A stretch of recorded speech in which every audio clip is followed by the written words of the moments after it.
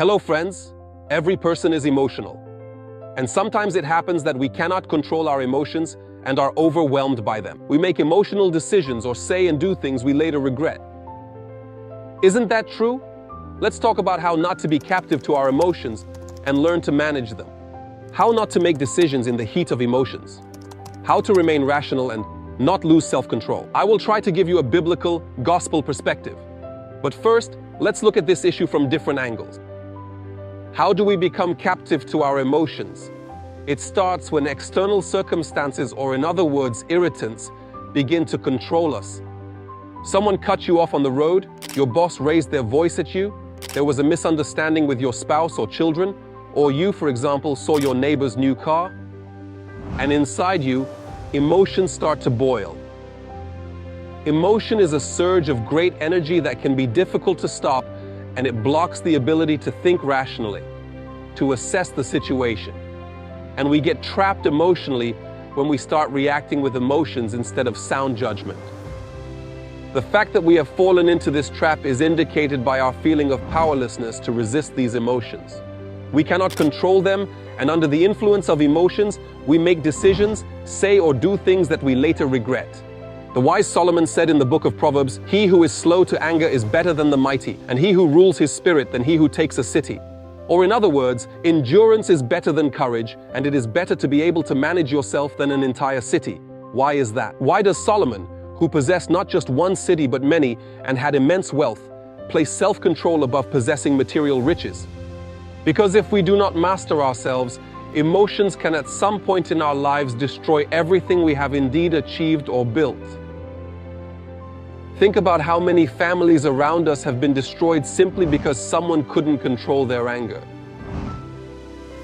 How many car accidents happen simply because emotions run high on the road? How many good initiatives have not been completed due to ambition and the inability to overcome emotions and establish relationships? How many good people have fallen into addiction? And so on. And before we talk about how to master ourselves, let me clarify something about our emotions. Emotions themselves are not bad. Even God has emotions and created us to be emotional beings. But God is not guided by emotions. And this is exactly what we should learn. What should we avoid doing?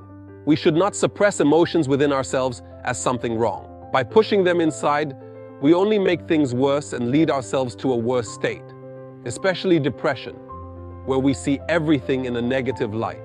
The problem does not start when we experience an emotion, but when we are unable to manage it. For example, look, in the New Testament, the apostle says, "In your anger do not sin. Do not let the sun go down while you are still angry." What does the apostle mean?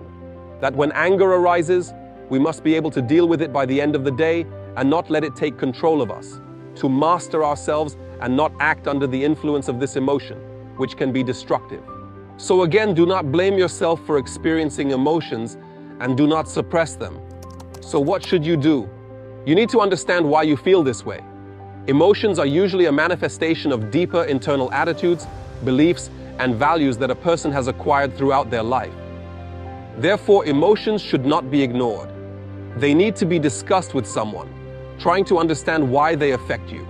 You need a person whom you really trust, who can truly understand your feelings, and who is indeed wise enough to say exactly what your soul needs to help you manage your emotions. Wise guidance and advice will help you see everything in a different light. Reconsider what caused you to have certain attitudes and emotions. The wise Solomon, whom we have already mentioned, speaks about the importance of instruction and wise counsel. He says, "When wisdom enters your heart and knowledge is pleasant to your soul, discretion will watch over you.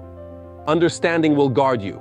Look, he speaks of prudence and reason, which becomes something akin to guardians for a person's soul. They sort of stand in defense of us against the destructive emotions that can overwhelm us. The New Testament, through the words of the Apostle Paul, repeatedly calls us to live by the Spirit in order to keep ourselves from living by the flesh, which is a life dominated by human passions, uncontrolled desires, and emotions. But how do we live by the Spirit? We see the answer in the epistle to the Romans 8:5. For those who live according to the flesh set their minds on the things of the flesh, but those who live according to the Spirit set their minds on the things of the Spirit. It is our thoughts that determine our way of life, whether it is carnal or spiritual. And what are you thinking about? What mindset is guiding your emotions, overall decisions, and life today? Christianity calls us to accept the spiritual truth of forgiveness through the cross of Jesus and unity with God, and to learn to view our lives from this perspective. Our faith shapes a mindset that protects us from emotional captivity and the stirring of sinful passions. Therefore, here are a few practical tips once again. 1.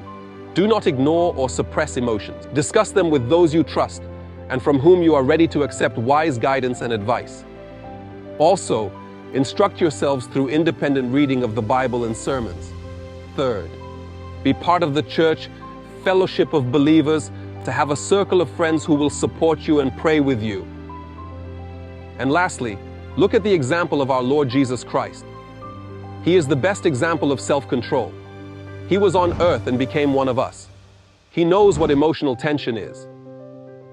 In the moment of prayer in the Garden of Gethsemane, all his emotions were overwhelming. But he did not fall for the enemy's tricks, did not become a victim, and with firm resolve, chose the right path. And with his help, you too can definitely win your emotional battles and more.